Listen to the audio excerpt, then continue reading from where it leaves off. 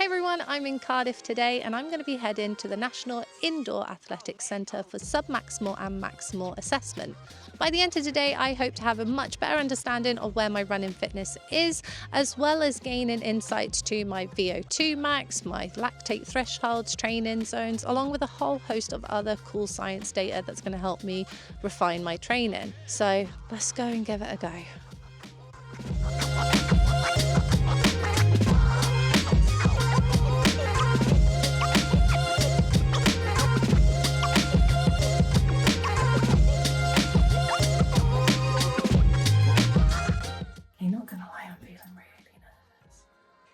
My heart rate's going, my hands are super sweaty. It feels like I've got a washing machine in my stomach right now. So I'm at the test centre, just met Dan, and I need to get changed and get in there and get started. But honestly, I got this like irrational fear that I'm just gonna like fall off the treadmill or something. And I don't know why that is. Maybe it's because my history of performance tests has so far been an absolute disaster. And if you've watched my recent FTP video, then you'll know exactly what I mean. But yeah, here we go.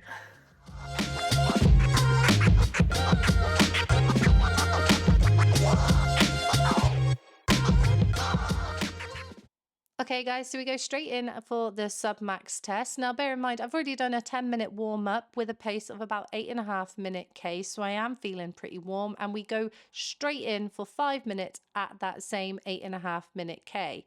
Before stopping for 30 seconds so Dan can take blood from my ear for my lactate reading, and then going straight in again at 5 minutes, but this time with a faster pace of 7.5-minute K. And this really is a rinse and repeat kind of prescription for this submax test, where you stop for 30 seconds and go straight back in for 5 minutes, but at a slightly faster pace.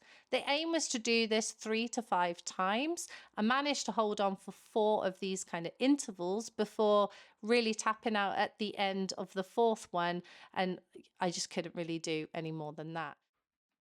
Okay, so that submax test wasn't actually as bad as I thought it was going to be. It took about 20 minutes in total, and that's because I managed to hold on for 4 stages, each 5 minutes long, with that 30-second break in between for my lactate reading.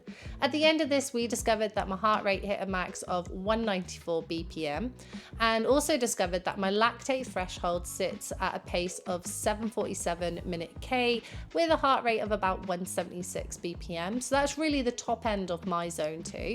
And then my lactate turn point kind of kicked in at a pace of 640 minute K with a heart rate of 186 BPM. So lots of cool info there that's really going to help with my training plan going forward. At this point, I do get a 10-minute break to have some water and kind of get myself back together before heading straight into the VO2 max test. So your VO2 max is the maximal rate at which oxygen can be breathed in through the lungs, transported to the blood, and used in your working muscles. So my VO2 max test starts at 7 kilometers an hour and increases by 1 kilometer an hour every 60 seconds. The aim of the game really is just to hold on for dear life and just keep running for as long as you can, as hard as you can, until you literally cannot take it anymore. And this is a test that everyone told me that would make me sick. So I wasn't particularly looking forward to it, but I'll let you see how I get on.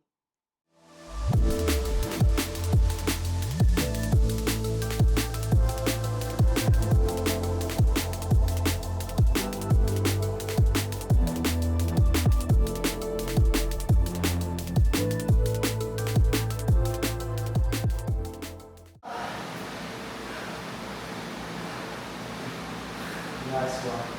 Nice one. Very good.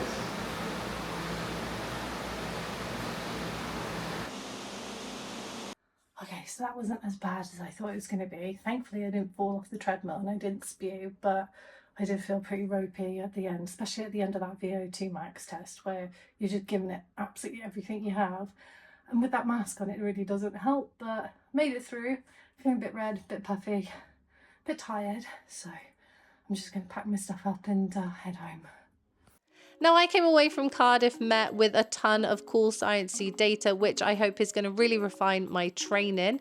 One of the things we discovered is that my VO2 max is 42, which Dan says is pretty good, but to be honest, I have no idea. I have no basis for comparison, although it does give me a good starting point for training going forward.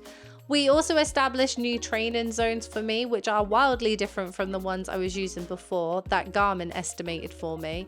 And I always knew that the Garmin training zones were to be taken with a pinch of salt. And just to give you an idea of how different they were, is Garmin estimated my zone 2 running to be with a heart rate of around 130 BPM.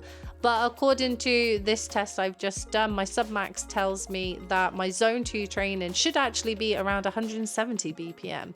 And that just changes everything. It changes the pace that I'm running at for zone 2, and it changes where my heart rate should be as well. So I'm really hoping that with all this new data and a revised training plan from Faye and Emma, my training is going to be way more effective and way more progressive as well going forward. So I'm really excited to kind of get stuck in over the winter, and that if I decide to do this assessment again nearer to the marathon time in the new year, then I hope to see a lot of progress in those numbers. Overall, I'm really happy with all the data I got out of it. If anything, I'm actually kicking myself. I didn't do this much sooner, like a couple of months ago when I first started training, because maybe I would be a lot further along now than where I am.